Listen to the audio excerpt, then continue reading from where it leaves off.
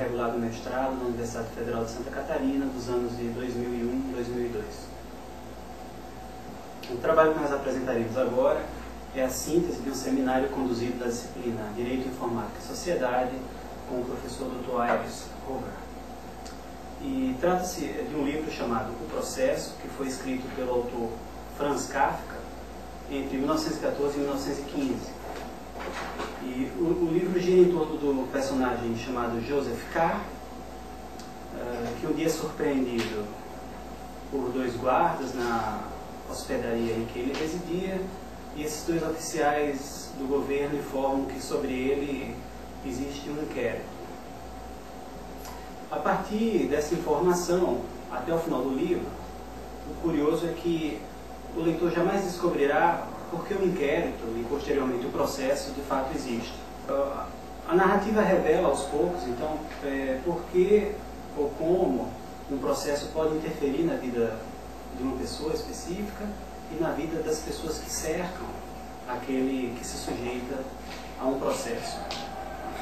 Depois da notícia que K, que é como ele é chamado no livro, recebe, o personagem principal passa a viver em um mundo que mistura fantasia e realidade e situações que às vezes chegam ao delírio e à insanidade total. O livro é bastante rico em descrições do funcionamento da justiça. Isso se deve, talvez, ao fato de que o autor tenha se formado em Direito. Mas o que é mais marcante são as descrições irônicas que o autor faz da justiça, quase sempre criticando os trâmites processuais, além das relações, os jogos de influência, as relações espúrias que podem se estabelecer entre particulares e os serventuários da justiça. O livro é bastante rico em descrições, portanto, e essas descrições elas chegam a levar ao extremo as situações interpessoais,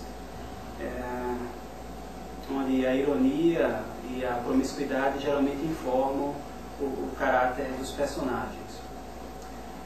É engraçado, porém, que a crença que o personagem principal tem de que o sucesso do processo dele sempre vai depender mais dessas relações interpessoais, chegando ao absurdo de que mendigos ou prostitutas também possam influenciar no resultado final da demanda.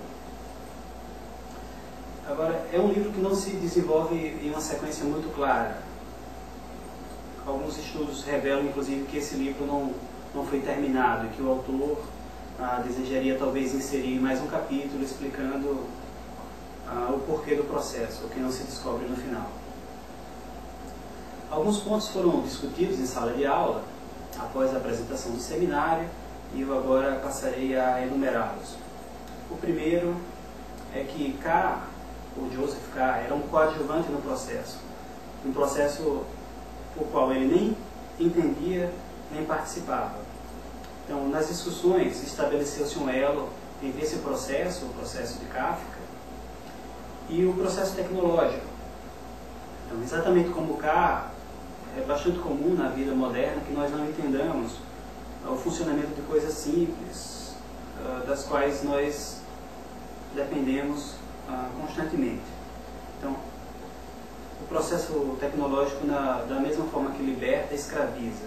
Ou seja, na medida em que nossas vidas se tornam mais fáceis e ágeis a partir da tecnologia, a nossa própria existência passa a depender de processos para os quais nós não contribuímos nem sabemos como funcionam.